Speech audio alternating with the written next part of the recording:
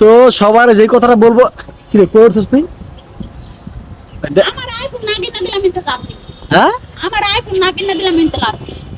দেখেন কই উঠছে, মানে ওই আচ্ছা, ভাবতে পারেন আমরা 5 তলা বিল্ডিং এর উপরে, এই দেখেন কই দাঁড়াইছে আল্লাহ। এই নাম তো নাম না আমি নামতাম না, আমি লাফি দিম হর। মরবি না, পড়ে গেলে মরবি না। না না তাড়াতাড়ি নাম, নামতাম না, আমি লাফ চিন্তা করেন দেখছেন। আচ্ছা আমি তোর এই মাসের শেষে আইফোন কিনে দিলাম, আমলাম। এই মাসের শেষে আমি তোর আইফোন কিনে দিলাম।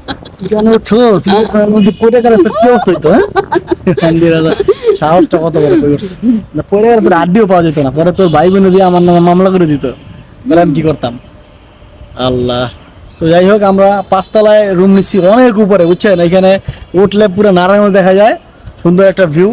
কিন্তু যখন নিচ থেকে রুমে মানে ঘরে উঠি 5 তলা বাইতে বাইতে একদম পা ব্যথা হয়ে যায়। তো জানি না মানুষ কিভাবে 5 তলা 6 তলার উপরে থাকে। তো যাই হোক, সব ভালো থাকবেন, আমাদের জন্য দোয়া করবেন।